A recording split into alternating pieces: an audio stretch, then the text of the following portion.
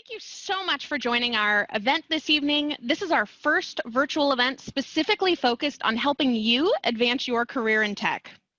And my name is Liz. I'm from AgilePDX, and AgilePDX is a community of independent Agile practitioners, enthusiasts, and Agile aspiring hearts and minds based in Portland, Oregon. But with our virtual environment, we are spanning the globe and so excited to see new faces joining us, including yours. AgilePDX hosts several community-focused learning events each month, and these events are all free and virtual right now, of course. Check out our meetup page to learn more and to find out how to join our Agile PM Roundtable, the High Church of Lean Coffee, and more events.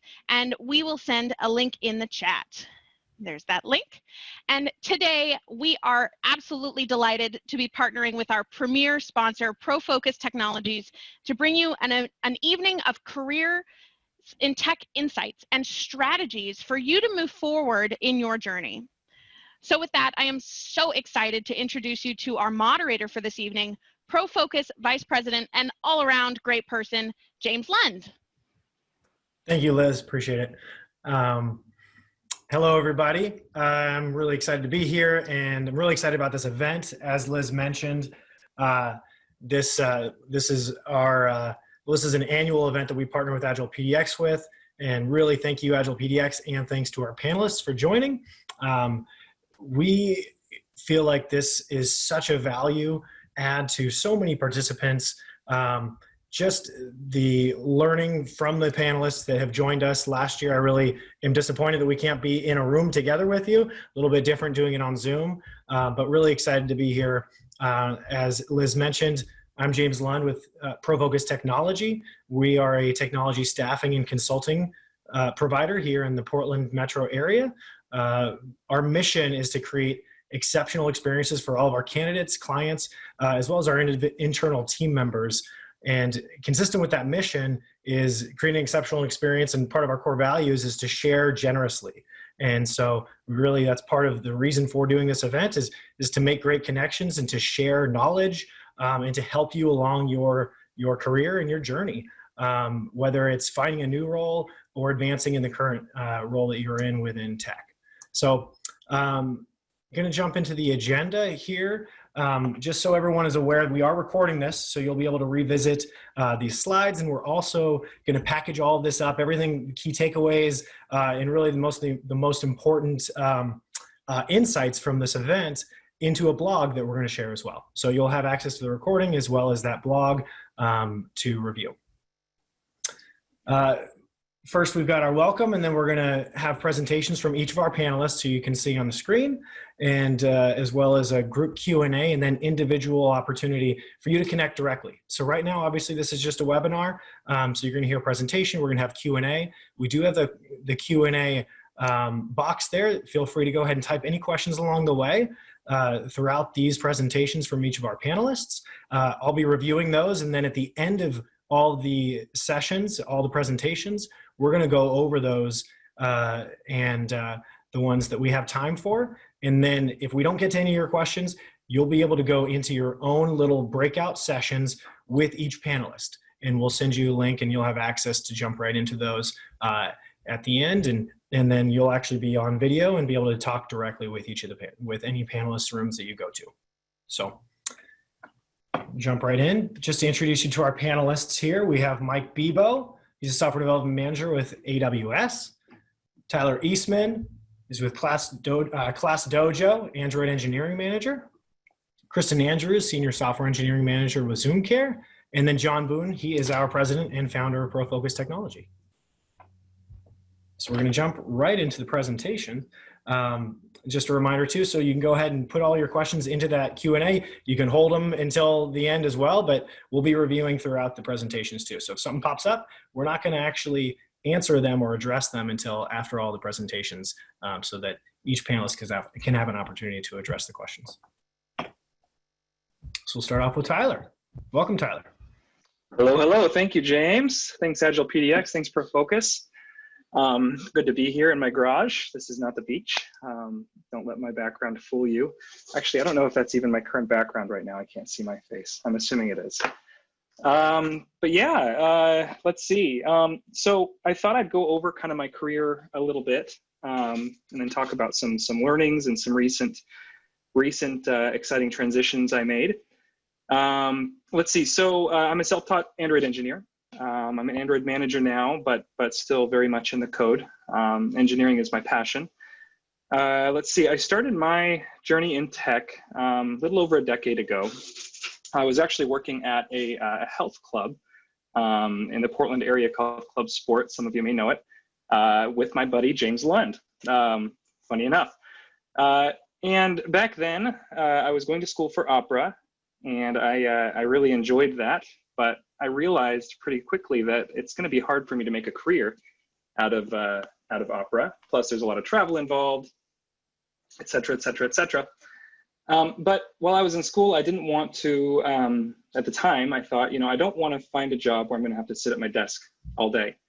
And it wasn't until I got further in my college career that I realized that might be actually kind of a good thing. So anyway, I was working at the health club, and I picked up a C programming book at the library. The computers at the health club were thin clients, so you couldn't really install any software on it. But what I ended up doing to kind of circumvent that is I built the C-based chess AI that I hosted on a system at my house, so that when there was a lull in traffic at the health club, I could telnet into my home system and play chess still, keep myself entertained. I didn't think that was a weird thing until I showed it to my wife, and she said, "You need to stop doing this and start doing this." So with her help, I put together a resume, went down to Xerox that had an office in Wilsonville at the time, and applied for a manual QE position. I ended up getting the position, and it was my first desk job, so to speak. It was a great job, but basically, if you can imagine a room full of people sitting in chairs with Excel spreadsheets and stopwatches in one hand and printers to their side, and we would test the click to clunk speed the entire day. Type it into a spreadsheet, it would be compiled and sent off to the engineers, who would then use that for their performance calculations. Told my boss at the time, "Hey, this is crazy, we can automate this." He gave me 3 months to have my own little office and my own little desk and a computer that was halfway decent, and I was able to write something that automated that. That kind of got me promoted through Xerox from being a QE engineer up to a tools developer, etc. But I knew that that's not really what I wanted to do long term. Around that time, Android was just released. So I started learning that with the hopes to port my chess program, which at that point in time had evolved from being just a chess engine to a full-scale chess UI built in Java with a chess engine to back.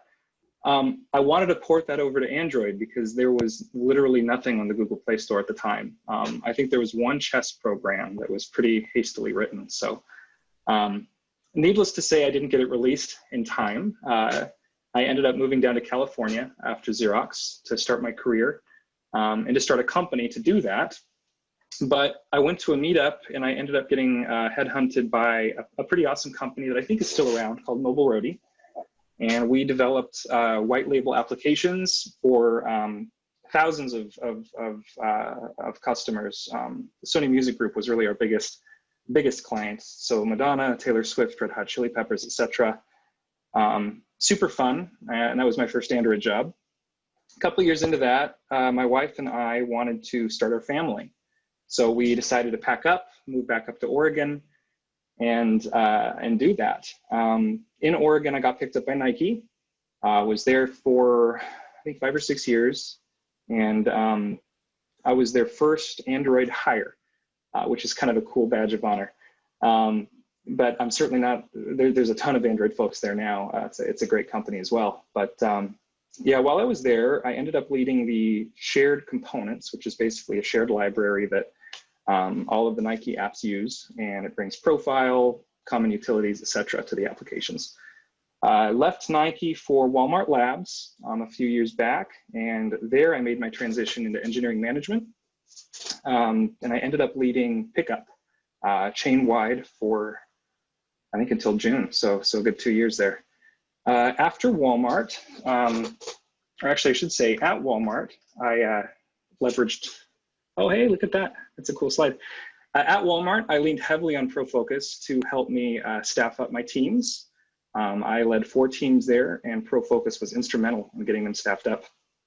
And then after Walmart, I used ProFocus as a job seeker, which was really cool, having that relationship already, but being able to lean on them for help. Or I guess I was leaning on them for help in the beginning, but just a different kind of help. Anyway, after Walmart, I went to a company called ClassDojo. ClassDojo is really an amazing company to work for. We're small, fully remote, and we have about 50 people that are spread all over the globe.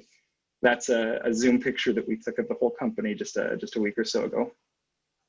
We are a communications platform for parents, teachers, students, and mentors. And we provide tools that are essential to teachers who are teaching remotely or in person. Our mission statement is to bring communities together and help them give their kids an education they love. And truly, honestly, I've never met a company or individuals at a company that embody that vision more. So it's pretty excellent to work at a place where everybody's really passionate about the mission statement. And a little plug, we are actively hiring. So if you are interested, please reach out to me. Quickly, I wanted to run over some thoughts on being self-taught and some thoughts on job seeking in the pandemic. So being a self-taught engineer is, it's kind of unique to be in a specialization where you can teach yourself and you don't need to go to a 4-year or 8-year college to be competitive in the field. So you can really turn your passion into your profession. Engineering for me did start out as a passion, a hobby, a side project, and I ended up turning it into a profession, and I know that you guys can do it as well.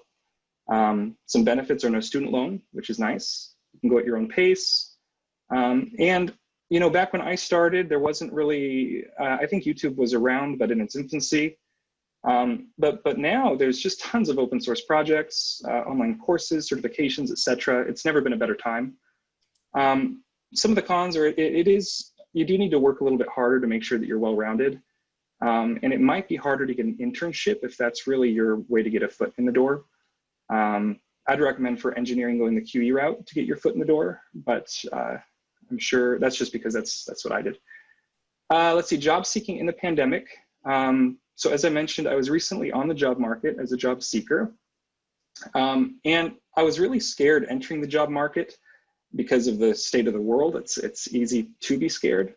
But what I found is that even though there's lots of companies that have really been hit by the pandemic, there are just as many companies that have had great opportunities and growth in this pandemic. So there's lots of companies that are hiring. Most companies that are hiring are open to remote, obviously. But because of that, I feel like a lot of companies are also kind of committing to doing remote after the pandemic as well, as like a competitive advantage, right? So if you ever did want to get into remote work, I think now would be a really great time to do that. Some advice that I would give if you are looking to transition, grow your network. That's super, super important. It's kind of difficult to do now that we're all digital, but still don't be shy. Reach out to your friends on LinkedIn. Start growing that. You never know when you'll want to talk to them about something, or when your paths will cross again. As James and I, our paths have crossed multiple times. You want to partner with reputable agencies as well. I like ProFocus for many reasons. I consider them a very reputable agency, but there are some agencies that you may want to steer clear of. I'm certainly not going to name and shame, but just be careful with who you partner with. Study and use time management techniques is something that really helped me. I'm a big fan of the Get Things Done methodology, as well as Pomodoro.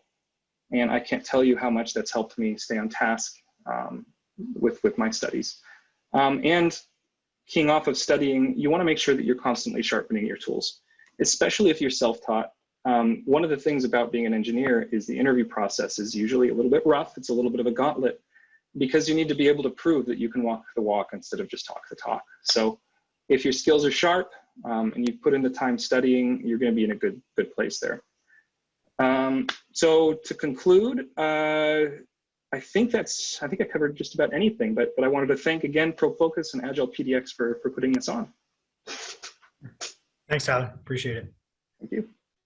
All right. And then the next panelist that we have is John Boone. Thanks, James. Hi, everybody. My name's John Boone. I'm the founder and president of ProFocus Technology. And I've been working with hiring managers since 1993 as a staffing professional. So I basically help managers find the right people, and I help people find jobs.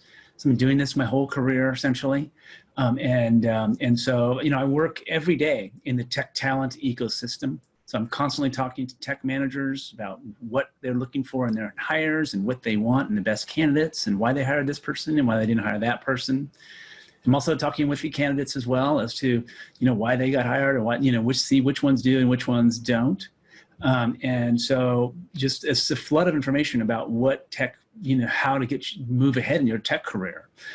I also am a podcast host, and I do podcasts with tech leaders and CIOs, and also get some really good feedback there because those CIO podcasts talk a lot about how to get ahead in your career and so forth. And so I'm going to distill some of those takeaways as well for you. But basically, I'm going to share with you some ideas and things that I've learned that could help you advance your career. And these are basically, feedback from CIOs. So if you ask a CIO, what should I do to get ahead in my career? Then these are some of the main things that they would say. And one of the most interesting ones I thought is just to kind of talk to other people in your organization about tech. And so, for example, if let's say you're a software engineer and you go to the break room and you run into the CFO, and just start talking to them. Say, talk to them about the technology. Talk to them about what problems they're having with technology, and what they wish their systems did better, and what do they think the customers want.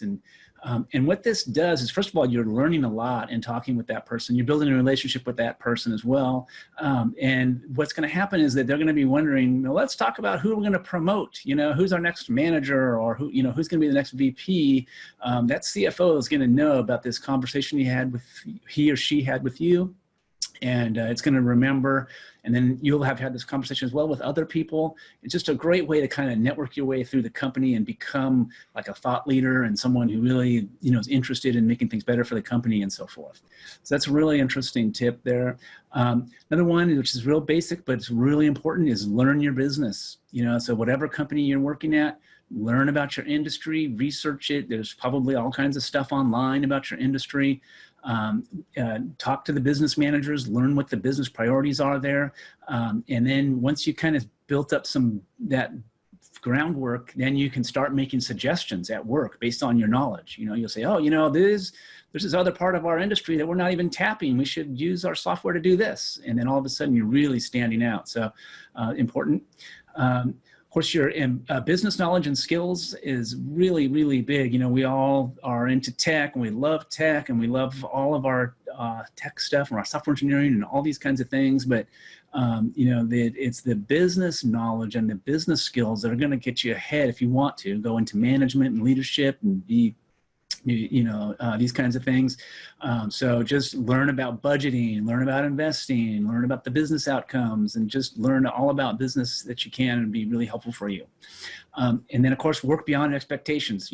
Work outside your job description, and just do everything you can to stand out. Next slide, James. There's a couple of just tips you can do as you go along to make sure you got your network strong and so forth. These are really the key ones. One is to link in to everyone you ever meet in your job. So every employee that you get to know at the company, every manager, every vendor, you just link in with those people as you go, and you'll build up a network over time. And, as an older person, I wish I had that, from my earlier days. and it would be really amazing if I had my complete network still connected from when I started working, in which of course is not possible, and I've lost a lot of my network for that reason. Join an association that's for your industry or for a certain technology.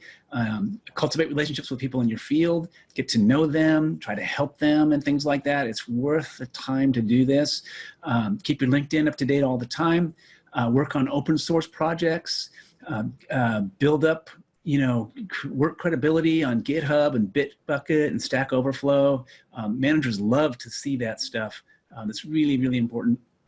And you can get involved in those open source projects too if you're not a software engineer. So they need project managers, they need UX people, they need Scrum masters, they need really everybody on those open source projects to pull the project together. The one big one too is to help others. Every time you get a chance to help someone else, and then you'll be able to, those people will help you later, and it'll come back. So this target company strategy can either be a job hunting strategy or it can be a career strategy for you. But either way, you're essentially building up a list of target companies that you would really like to work at. And so these companies might be in a city you really want to move to, or there's a product that you love, or you love the leader, you just really want to work for Elon Musk, for example, or something. So you want to build up a list of these companies, and you'll have these slides, and there's some details in here, but just, follow your passions and make the list of companies. Go on, James. And then just reach out to people at those companies, whether you're looking for a job or whether you have a job and you're just interested in that company. But reach out to people and ask their advice. Ask them for their input in your career and what direction you should have and things like that. And be sure that you're not calling them about getting a job. You just want to get their advice and so forth. And you really have to be truthful about that and so forth. And here's a little text block here. This is like if you were to reach out to a manager, like, well, what do I say? I don't even know the person. Well, here's an example, and you can customize this for yourself. But it says, hi, my name is John Boone. I'm a software engineer with ML experience. I'm working to move my career into self-driving vehicles. And I have some questions, and I was wondering if you would be willing to share your experience and give me some advice. And so, boom, there you go. That's that message would probably land you a conversation with the self-driving engineering leader that you want to talk to, then you'd learn from that conversation, and it'll take your career in good directions. So we have some resources. There's a couple of job hunting seminars that go more in depth in this 100 companies project, as well as other job hunting strategies. And then we also have a link for you about achievement-based resumes, which is really important. It's a mistake that a lot of people make on their resumes, is to not be achievement-based. So we'll share those links after the event. Be happy to have you connect with me on LinkedIn. I'd be happy to be part of your network. So feel free to reach out. Thanks, John. Appreciate it. Mm-hmm. A lot of great stuff in there. And good plug for all the other resources too that we have. Really good stuff in those, and much more in depth as well into some of that content. Feel free to check out. We'll get you the link. And up next is Kristen Andrews. Thanks for joining us, Kristen. Thank you. Started. My name is Kristen Andrews. I'm a senior software engineering manager, one of two at Zoom Care in Portland.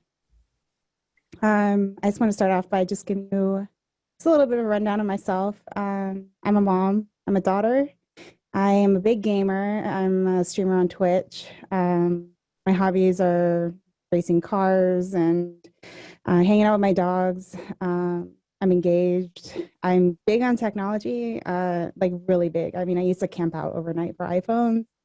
I was a blogger, and I'm also an Instagram influencer, so I stay pretty busy. Go to the next slide. So I want to just tell you a little bit about how I ended up being a senior software engineering manager. I started out my tech career a little bit non-standard, like everybody else here. I had a blog in Chicago that was pretty big. It was a mommy blog. I was really into photography. I thought I was going to be a photographer at that time, but it's a very expensive hobby. And I started freelancing and teaching myself how to write code and redesign my blog. And then people started asking me for help with their websites. And the next thing I knew, I was being contacted by clients like Spin Magazine and Vibe Magazine to redesign their websites. At the same time, my ex, who I was with at the time, would take a lot of my web design and web development customers and turn them into hosting clients. And we started a hosting company together.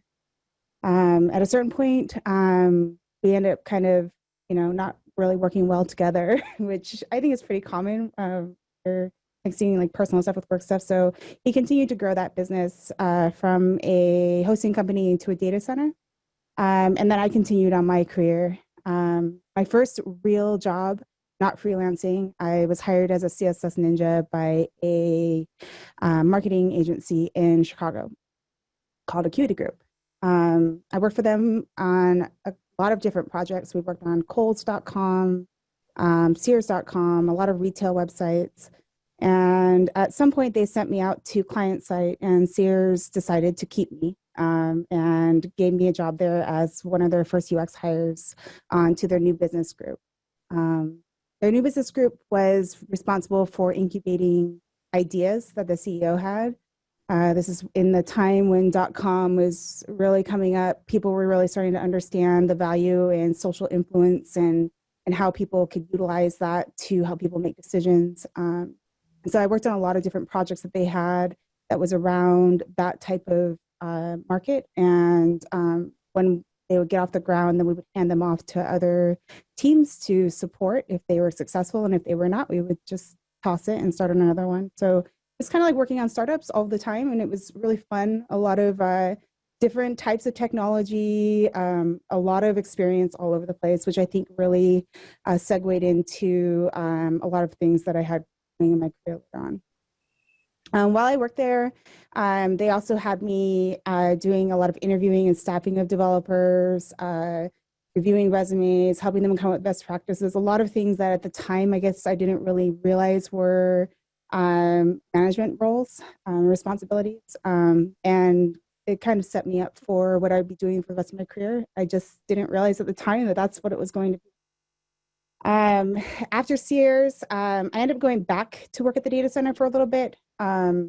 My ex called me up one day and he said that he had hired a bunch of developers and they weren't getting any development done and he needed some help. When I went in to see what was going on, I came in the morning and I realized he was walking into the office where the developers sat, giving them over-the-shoulder requirements, walking out. Then they would spend the whole day running reports for the business out of the database and not writing any code. And then he would come back at the end of the day a little bit upset about the fact that they didn't read his mind and get the work done that he wanted them to do. So that was kind of an interesting conversation to have with him around Agile and how to set teams up for success. And he ended up asking me, even though we were divorced, to come in and help him run that team. So I ended up taking on that team, also their whole NOC team that supported the data center, and a team of DevOps engineers to help them deploy a cloud product and an end-to-end hardware lifecycle product, which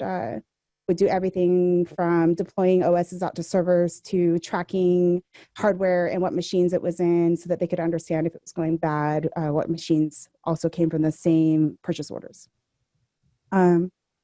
After those projects wrapped up, I ended up meeting someone here in Portland, and one thing led to another, and ended up moving here and taking a risk, and ended up working at CMD Agency, which is where all of the variety of technology that I had been exposed to really came together. A lot of it was web focus, and then some of it was infrastructure focus, and pretty much anything that their marketing clients would come to them with the technology problem to solve.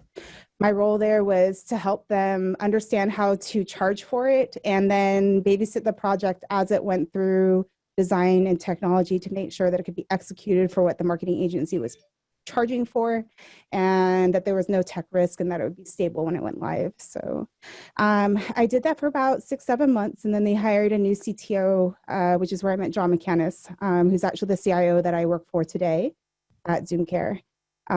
He came in and he decided that he needed someone to manage all the developers there, and I quickly sent him a letter of intent to let him know that that was something that I was interested in, and I ended up getting promoted into that role. 2 years later, he left the company and he promoted me to running all technology for the whole marketing agency.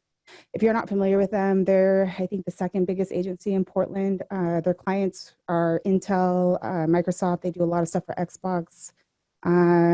Pretty much all the big tech brands that you know on the West Coast, and most of the healthcare brands on the West Coast. They do a lot of stuff for Providence and Portland. From there, John left and he went to Providence Healthcare. And I ran the technology side of that agency for a couple of years. And then I started to get a little bit bored. And John started messaging me about a lot of the problems that he was solving at Providence. And I decided that it was time for me to move on. So I went to Providence. Worked there for about 2 years, similar role, running a lot of engineering teams, partnering with other engineering managers, and helping to deploy web apps out to production, and a lot of web service development. At the end of the 2 years that I was there, I deployed a really big project into production around companies that need to bill health plans for patient services. And John had moved to Zoom Care and ended up, again, coaching me away with exciting problems to solve. And that's when I ended up at Zoom Care. So I've been at Zoom for about a year now.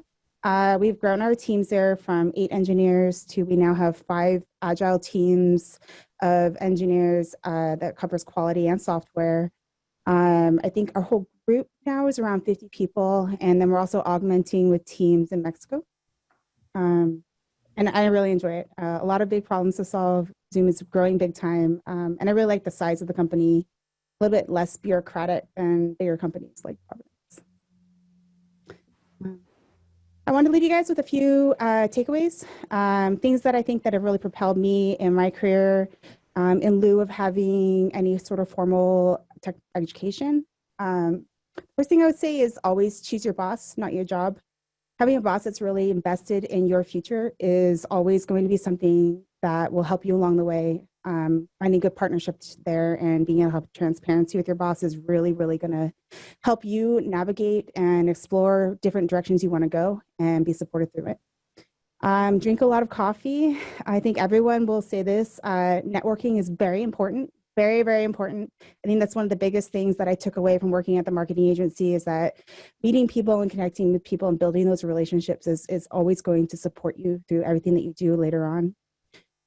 Recognize discomfort in yourself. Anytime I run into something where I feel uncomfortable or a little bit afraid or nervous about doing it, I recognize that as something that I need to push myself to do and do it over and over again until I get good at it. Assume best intent in those around you. Which is always really challenging. But I always tell people that technology is easy, people are hard. And if you can work with people easily, the technology is even easier. So always assume best intent in those around you and encourage others to do that also. If you can always make what you're doing about the work and less about ego and encourage others to, it just makes it a little bit easier to solve problems together. Be authentic and compassionate.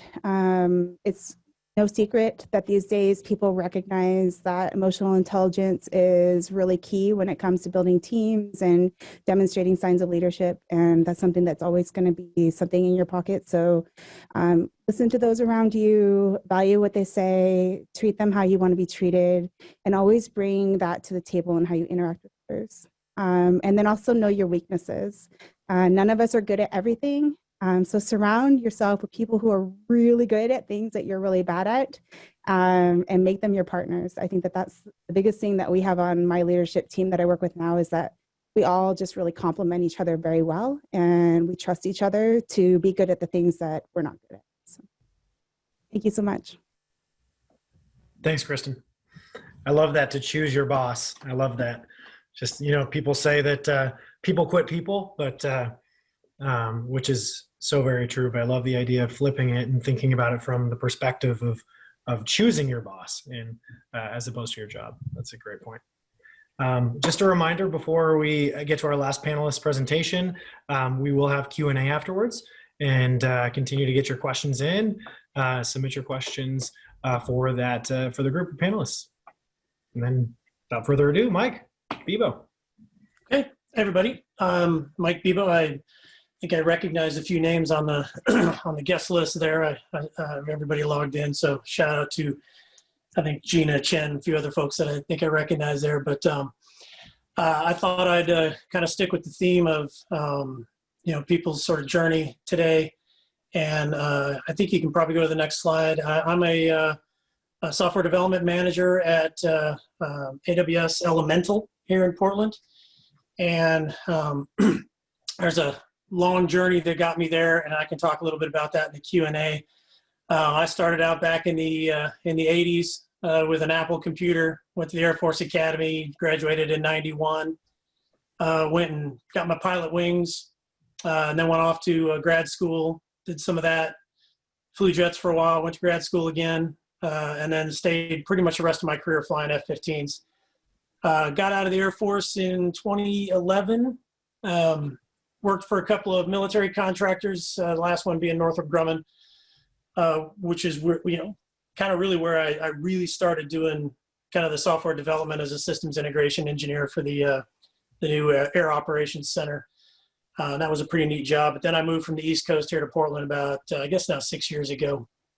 I worked for a high-end web company for a little while, and then most recently before AWS, Jaguar Land Rover, and led a team. I had two teams actually. One that ran a lot of the DevOps maturity for the software development internal to Jaguar Land Rover, and then another team that used that. And then we worked on a lot of the embedded systems, most recently for the new Range Rover Defender that just got released this past year. So there's a little black box somewhere in the car there that my team and I worked on. And then that got me to kind of where I'm at. So you can get the next slide. And I thought I'd, kind of in the spirit of AgilePDX hosting and everything, I'd pick up three things that I kind of took with me from a previous career that I've been able to kind of work into my job as both a manager and then previously as an integration engineer. So, and really the three things are understanding and applying the levels of warfare. And warfare, obviously we don't do warfare, but again, I'm reaching back into a previous life. Second one being brief to perfection and debrief to perfection.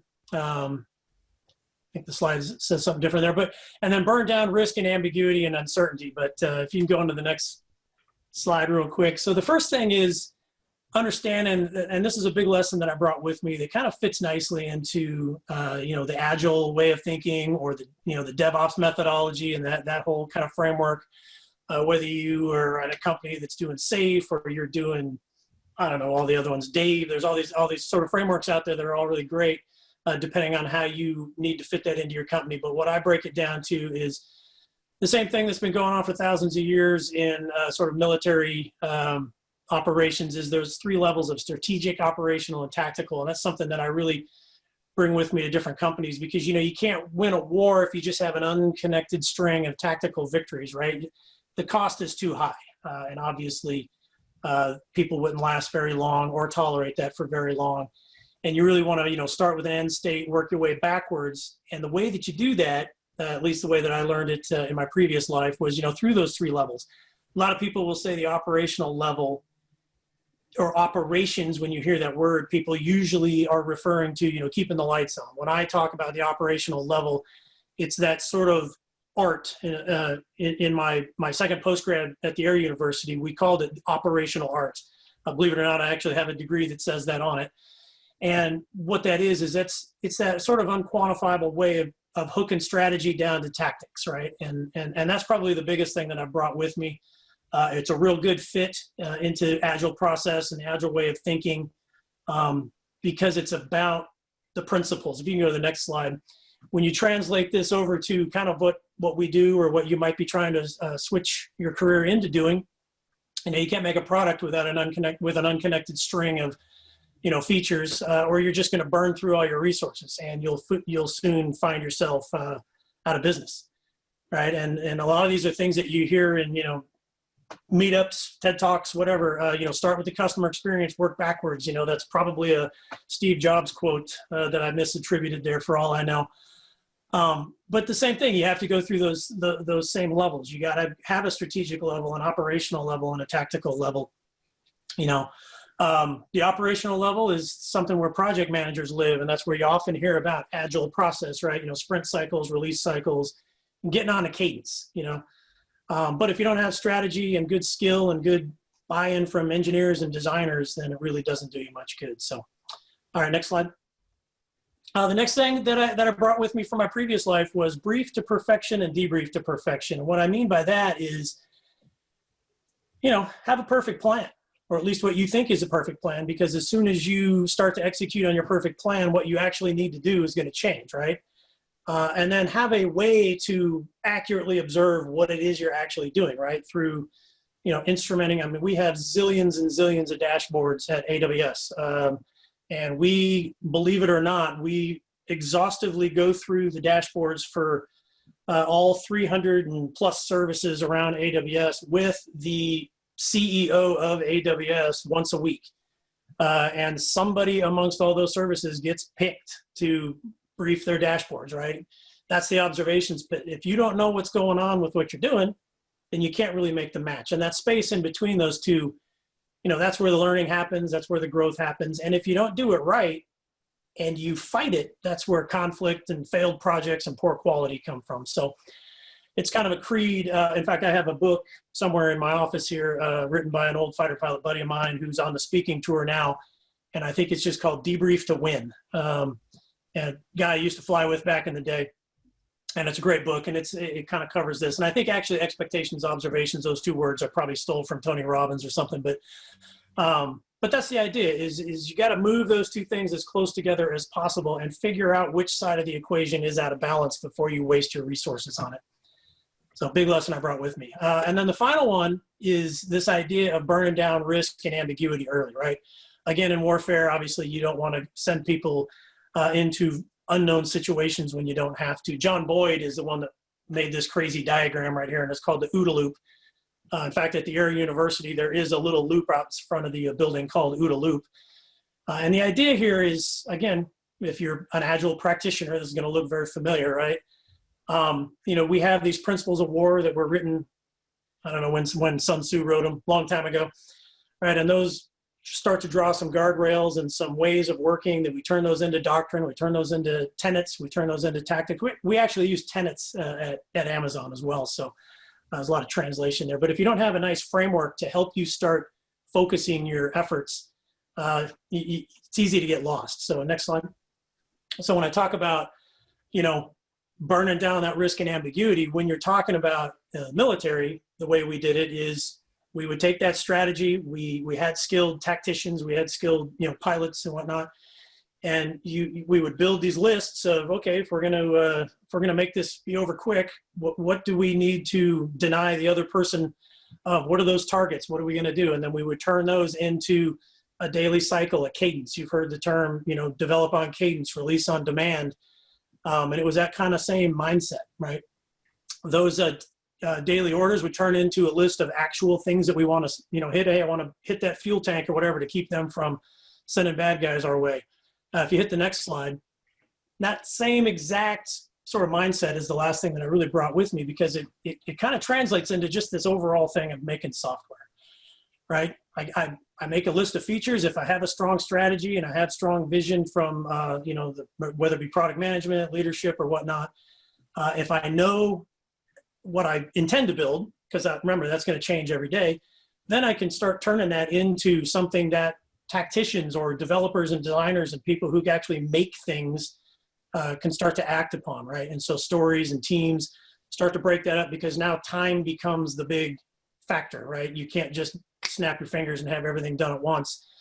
And then just rinse, repeat. All right, and then back to the expectations, observations. If I'm watching that as I go and I'm tracking exactly the status of where I am now, not where I thought I was a month ago, and constantly adjust, then eventually I'll end up with something really cool that customers will love and pay my company a bunch of money for. So again, I wanted to just throw these out there just to make the point that, you have something in your past, you have a job, you have a way of thinking, you have something that you can take with you into that next career. And John talked a lot about that, about your experiences and how you frame things. So that's kind of my message is, use that, bring it with you, translate it over, and you will be surprised at how much we all are actually thinking alike, just saying it in different ways.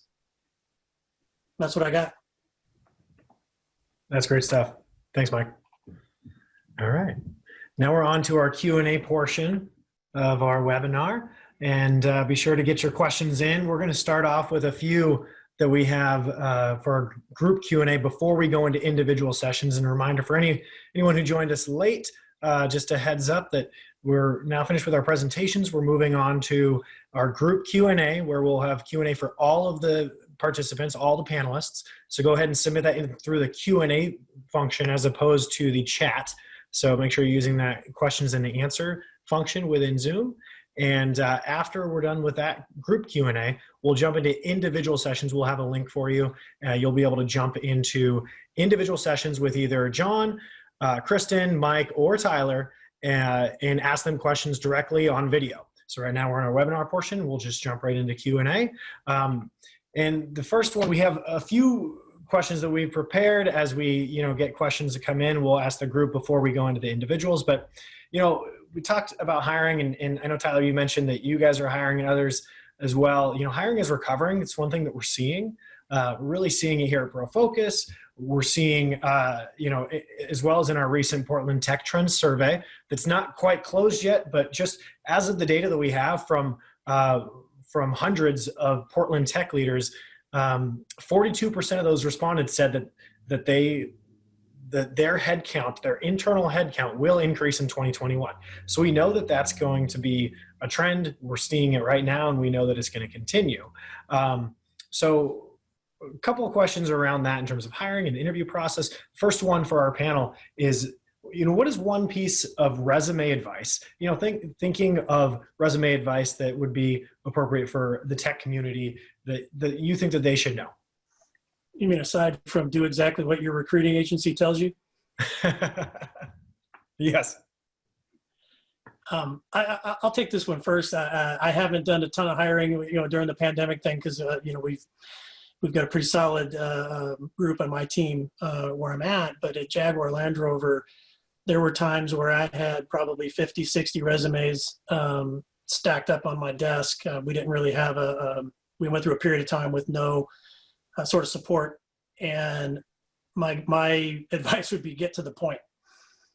I didn't have a lot of time, and I never made it past the first half page.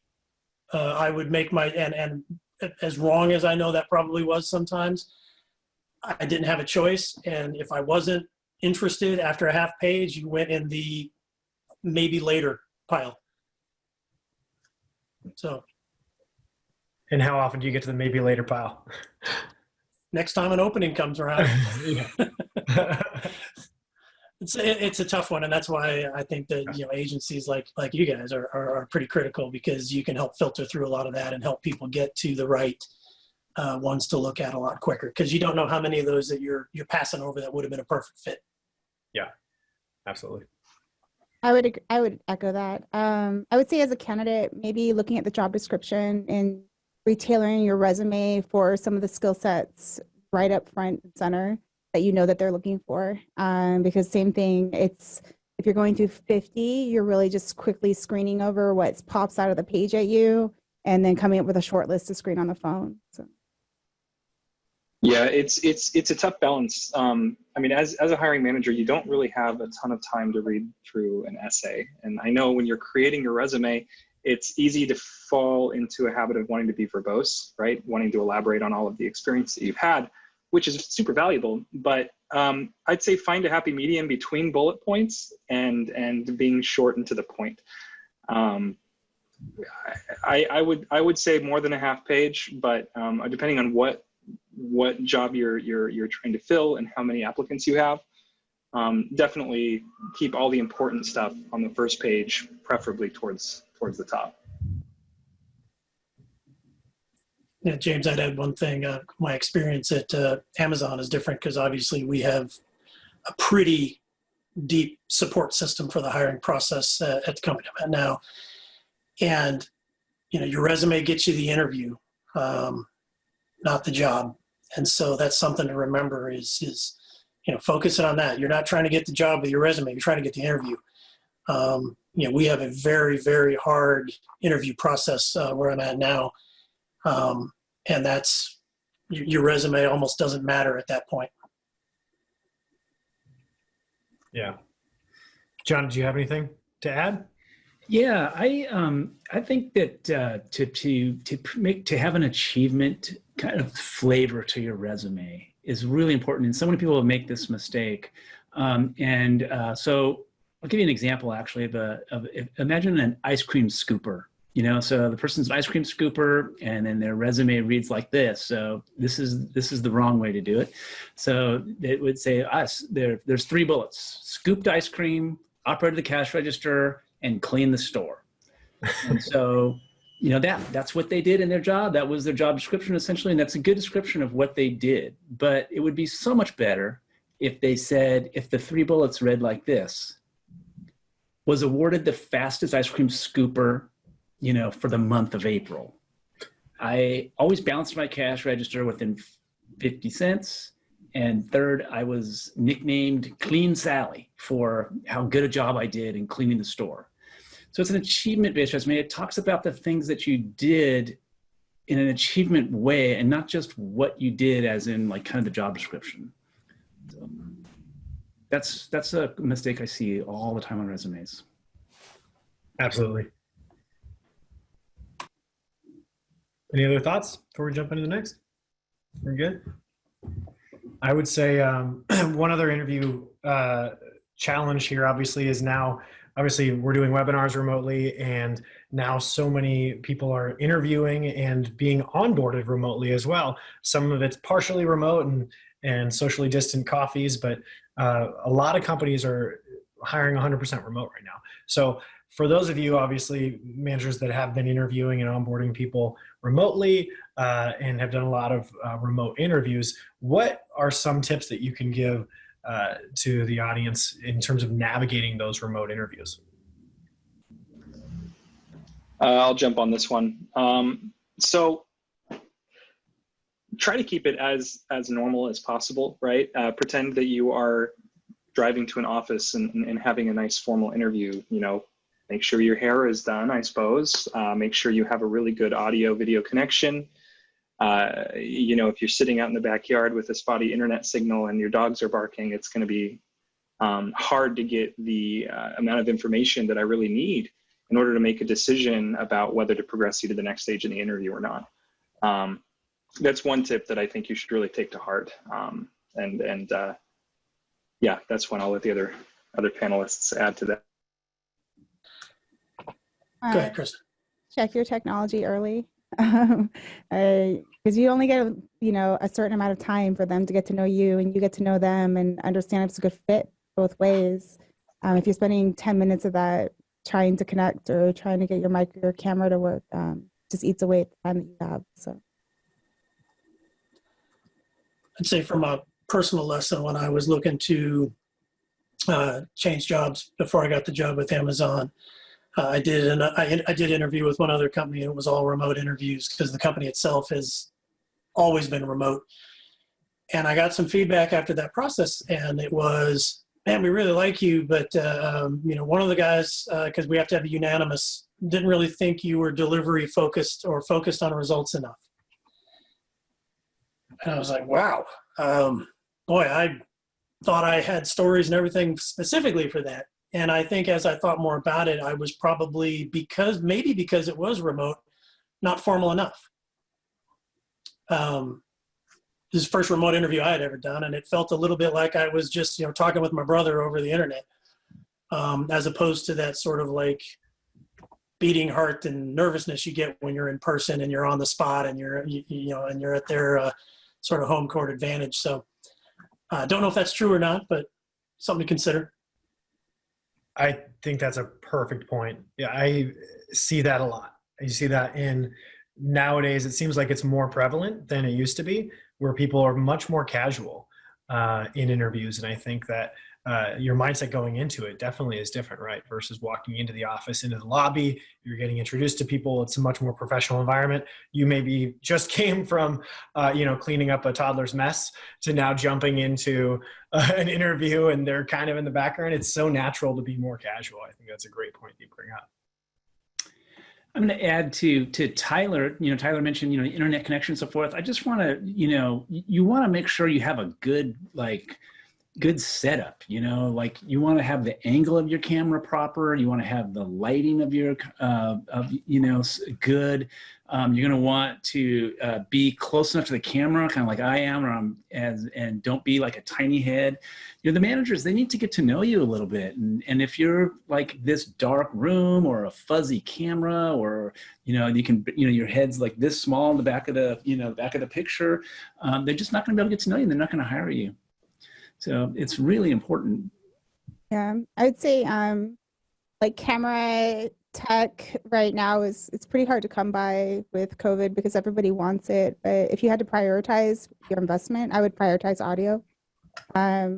Seeing a grainy camera is a little bit easier than having a disconnected audio experience where the conversation just doesn't flow very well, or it's delayed, or it's a little disconnected. So I would prioritize that if you choose. Yeah, I think you're definitely right. I run video on demand team, and we will sacrifice everything in the name of, the audio, because that's one of the most annoying things for customers when the audio skips. Yeah, I would agree. As a streamer, that's kind of just like a known industry thing where you want your audio to be right, because listening to bad audio can be very irritating and annoying. Less than perfect quality video is acceptable.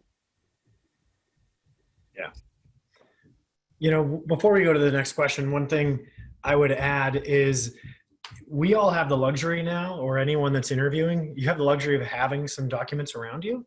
And so that just makes you feel more confident in going into things. We always recommend people have their resume on a phone screen, but have your resume in paper in front of you as well. You can always kind of look down at, should a question come up, and just to make you feel more comfortable if they ask a question in your background, that you have that readily available. So you can have material all around you, and most of it you may not even refer to, but just something that your eyes can wander to should you feel like you run into one of those moments where you get stumped.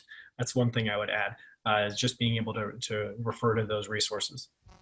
Kind of sets the expectation too, because if I'm interviewing somebody and they don't know something simple, you'd be like, well, you could probably have it open in front of you. Yeah, yeah, exactly. Yeah, showing you're prepared. So I know we have some questions we're going to get to the group here. We just have a couple more pre-planned questions. One, really it's about looking at remote work and the future of work, and the world is changing. I mean, that's one thing that obviously everybody knows now. And our recent Portland Tech Trends survey showed that 53% of Portland tech leaders believe that their company will be mostly remote after the pandemic. And 86% actually agree that their organization has adjusted well and is continuing to adjust well to the remote work environments. And so looking at remote work, looking at the future of what Portland tech is going to look like, or the tech industry overall, first question is what's one piece of advice that you would give both to managers as well as individual contributors in tech who are working remotely? I can start it again, but for me, it's remember that the hallway conversations and the, oh, by the ways, don't exist anymore. And so, nobody likes updating JIRA tickets, but, if you don't have a clear understanding of what's the next thing that I'm supposed to make, and does everybody know the status of that without them having to come ask me, that helps quite a bit.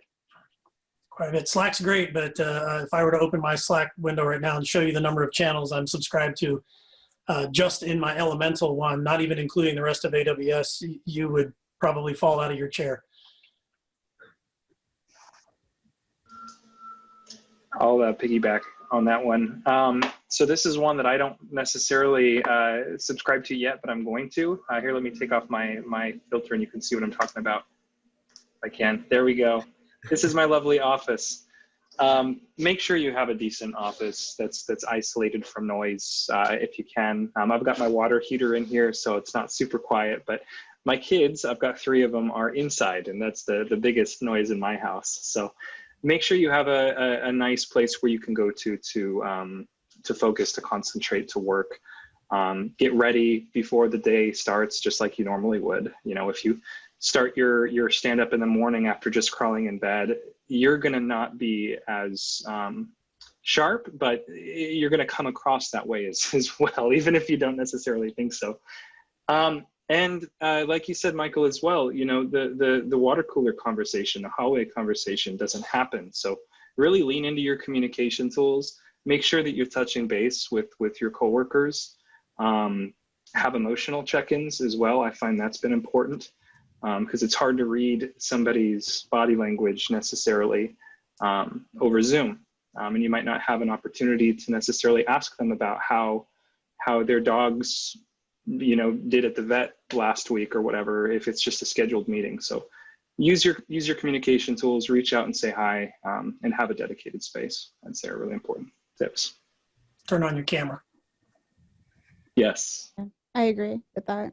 I think, you know, it's weird, and I don't think that companies require it because it is a little bit invasive to make a rule like that. But I will say from personal experience that there are some people that I work with that always leave it off, some that leave it on, and some that turn it on and off depending on if they're, you know, eating and working at the same time. But the people who keep it off all the time are becoming more and more distant from engaging with others. You don't get to see their body language. You don't really get the soft language, that compassionate connection with them. And it does affect how you're able to work with your peers. I have a rule that if you're going to talk for more than like a yes, no, you need to turn on your camera at least while you're talking. It's a good rule. I would. So my advice to the managers would be to both measure results. You know, to have some kind of system in your company so that you can measure results well, and then also be sure to trust your people. You know, there's you know, it's basically proven that people are working hard and working remotely, and it's working for everyone. So let's just trust everybody. And then have a better system. You know, their old system, the manager's old system might have been, oh, I want to make sure I can see everybody working. And, you know, that's the old school, you know, 1950s or something. And now we can trust our people to make results. And then for individual employees, I would recommend just keeping your boss updated. You know, this is an old piece of advice, actually, is to like some old techniques that people have used, is going back 20 years or 10 years or something, but to give your boss a weekly memo or an update of what you've done, you know, what you did that week and what you've accomplished and that I think is really good advice nowadays when you don't see your manager very much. Send them an email, say, hey, this is what I got done this week.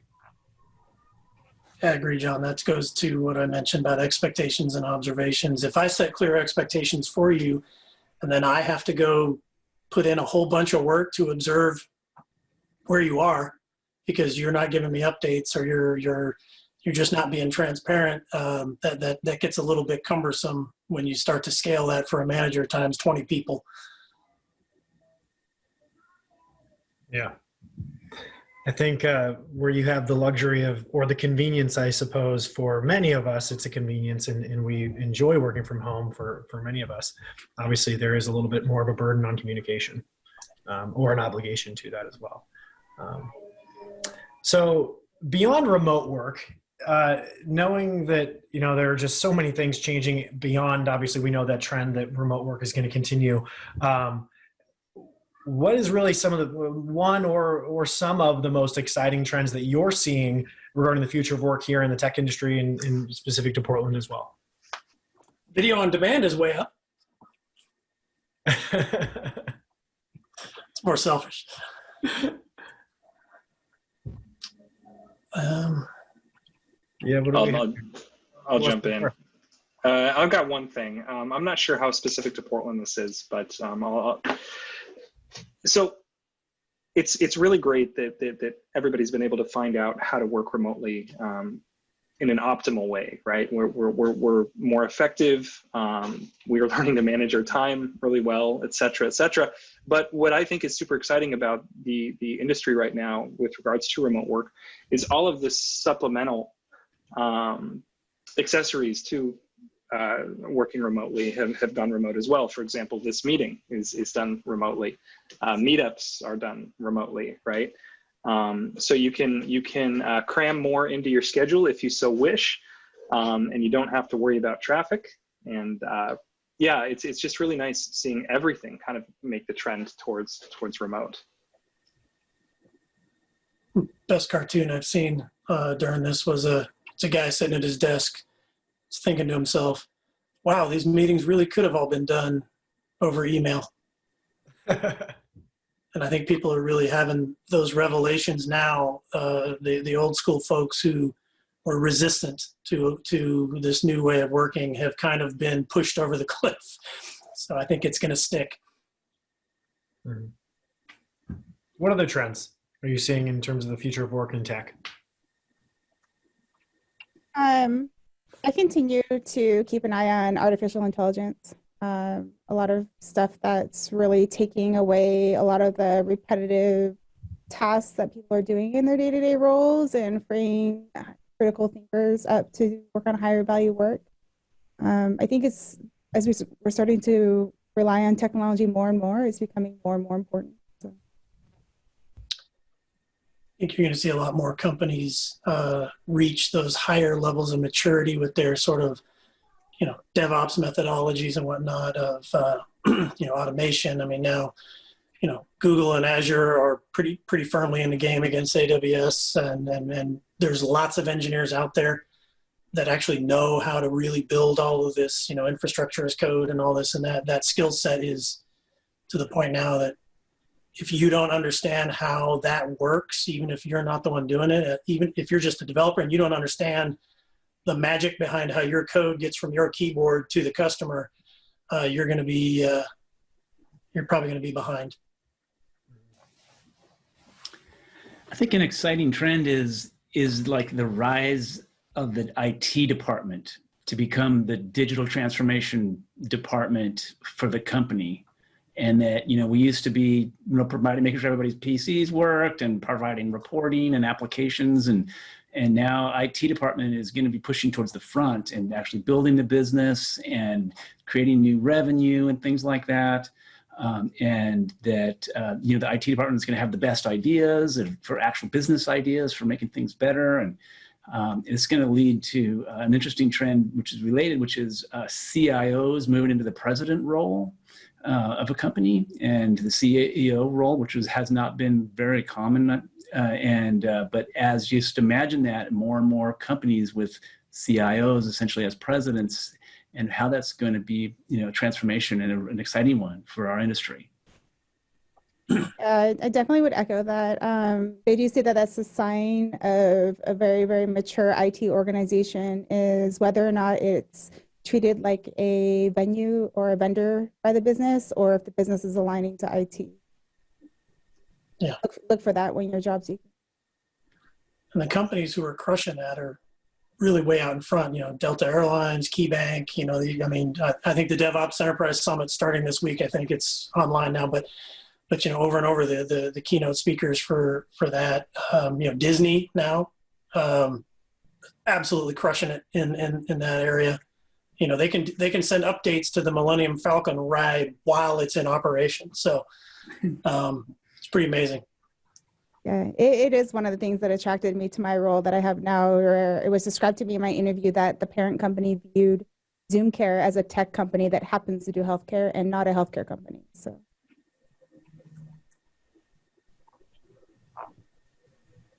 Any other trends? They could also be, could get some more coming in here through the individual questions, Q&A, before we move on to there. But I know probably the last one is there's a ton of jobs open in Portland right now, I think. Is it there are a ton? Oh, yeah. A lot of open jobs in Portland right now. Yeah, absolutely. All right, well, let's get to the questions then. Continue to submit them, please, through the question and answer option there. And first question I have here is, how do you start building work portfolios or experiences, for example, managing Agile teams, if you want to pivot into a new field? And so this person's current work does not give them a whole lot of opportunities to practice Agile Scrum, Kanban. How do you, who wants to take that one? I'll start, but my answer may be incomplete. So Michael, Kristen, John, if you guys have any additional things, please chime in. But I would first of all look for any opportunity to embrace Agile practices within your current team, if possible. If you are a people leader, there might be some aspects that you can incorporate. That's going to give you hands-on experience with real people. If that's not possible in your current situation, I'd go to scrum.org. There's lots of trainings, certifications, etc.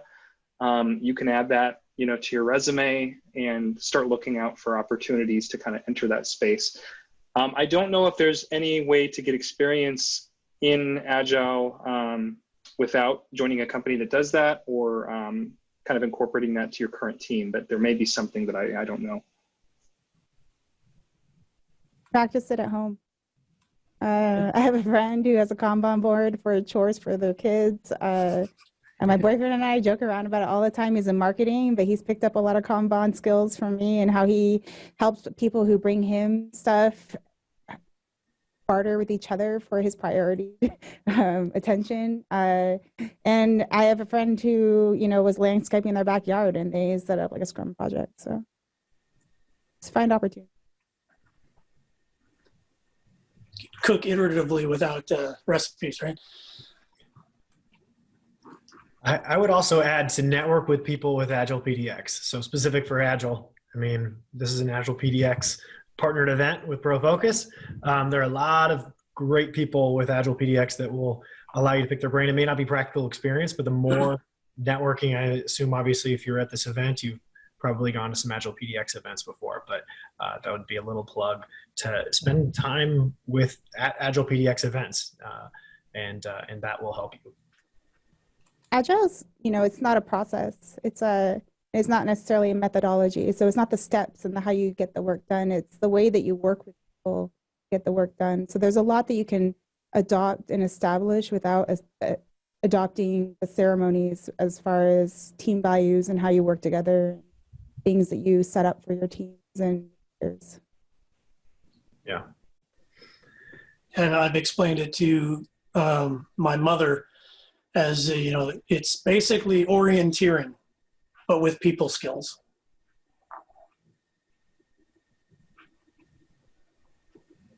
All right, next questions. If you were to open your resume right now to apply for a job and you can only make one edit, what is the one thing you would edit before you use your current resume to apply?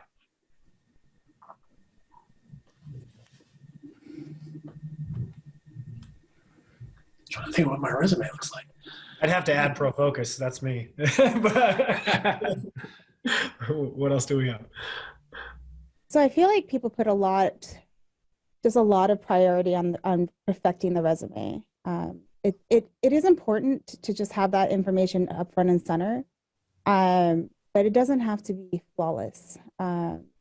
It's just a starting point for a conversation. I'd say that the in-person interactions matter a lot more. So I don't know that I would call it like one thing that's like the most important thing, because that kind of gives it so much more attention than it should. I guess I'd make sure that my most recent accomplishment in my job that I'm proud of is the first bullet on there, and it's very specific about what was accomplished.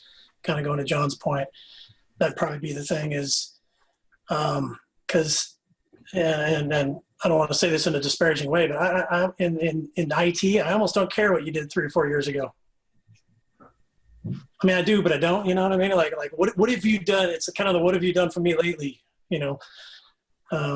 That's what I would do to mine, is make sure that that's front and center at the top. They used to tell you put your degrees and your education up top, and nobody cares. I never even get that far when I read a resume. Yeah. What I would do is look at the resume and just try to see what does this resume feel like the job that I'm applying for. And so, for example, a lot of times we'll have, like there can be just things on your resume that just don't fit the job you're applying for. So for example, maybe you're applying for a software engineering job and you have a whole bunch of software quality stuff on your resume, or, and so that you create this overall feeling of your resume. And so you want to, that's the first thing I would do, is check that and see, is the feeling of my resume, and the overall view of my resume what I want it to be and what the job I'm applying for. Because that's what the manager is going to say. They're going to look at it and go, oh, is this a software engineer, or not? And then they're going to, if it looks good, they're going to keep looking at it. If it doesn't, they're going to move on to someone else. All right. And I know we're at time to get to our individual sessions in breakouts. 2 real quick questions. I don't think we have time for all the panelists to respond. But maybe we can get 1 or 2 for each of these final questions. As people interview and look for their next great boss, what should we look for? So what are your favorite qualities in a boss or a mentor that you admire? I'll chime in on this one. So there's a lot of great qualities a boss can have, but I think the most important ones for me is a boss that always assumes positive intent, right? Communication is tough, especially as an engineer. I know that I'm fairly introverted. I know that most of my team is fairly introverted as well. So sometimes things can get lost in translation. So a boss that always assumes that the meaning behind what you're expressing is positive and constructive is super important.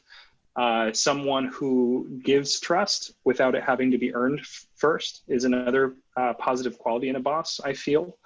Not super common.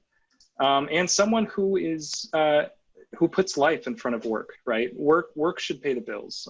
Work should not be your life. I'm not going to ping you at 9 o'clock at night for you to answer a question that I could research and get the answer to myself, unless I absolutely need to. So those are a few qualities that I think should stand out when you're looking for your next boss, I should say. I would say someone you can't tell the future, but someone you could see yourself trusting. I mean, my boss knows when I'm interviewing. It's never a secret. It's never a surprise. It's always a step towards my growth. The boss that I have now worked for at 2 companies, and his boss I've worked for at 3 companies. So, kind of visiting that networking piece is important because Portland is small. But, with them, it's, I would say that like the one thing that I really try and come out of every interview asking myself is this someone that I want to solve problems with every day? If the answer is yes, then I think that would be someone that I would really enjoy working with. So. Great. And then this last question real quick, we have time just real quick to get this one, and then we'll jump into our individual sessions, is what's the best way to stand out when everything is remote right now? Obviously, you have virtual meetups, but they're curious, just being more active on LinkedIn, adding people within the industry and just trying to network there. That was the question there. Does somebody want to take that? It's almost like everything that introverts hate, you kind of have to do that now. I would just say pretend that it's not video conferencing and just reach out and network with people and have coffee with people and things like that. Like you could actually do more of it because people will have 15 minutes or 30 minutes to meet with you on video conference where they didn't have time to go out to lunch with you or something. But just plow ahead and pretend like that the COVID's not in the way, that video conferencing isn't a problem. Yeah. Relationships take work. You're going to have to work at it a little bit harder, right? There's at least one person I see in the audience that I'm probably going out for coffee with on Friday after work, to someplace that's socially distanced, safe. And it takes effort, and you got to put in the effort to make the connections. Yeah. And I want to make sure we have time to get to the individual sessions. So thank you to our panelists. This has been awesome. Appreciate your time. And we do have more questions here that people want answered. And so I would just encourage you to please go to the individual sessions. We have a link that I believe Madeline is going to plug into the chat, and go ahead and follow that link. You can also just type it in. It is case sensitive if you do type it. but it's bit.ly/techcareerinsights with a capital T, capital C, capital I. And go ahead and then choose whoever's session you want to go into. You can bounce around a bit, but definitely jump into those. And if you still have a question that is burning, go in there as well and ask the question to any of the panelists. So thank you again to all of our panelists and to AgilePDX for hosting and partnership. And we really appreciate everybody's time. So hopefully we'll see you all in those breakout sessions. Thanks, guys. Hey friends, I'm hearing that the link in the chat needs to include https:// in order to be clickable. Can we make that adjustment? Yes, we can. Yes. Madeline, you got that? Hey, James and Madeline, do we click on the same link on the join Q&A session, or is there a separate? Yeah, you'll just follow into the same link. And it's just going to be an open discussion for everybody. So you'll just jump in, leave this one and then jump into the other. Thanks, everybody. Okay, bye, guys. Bye.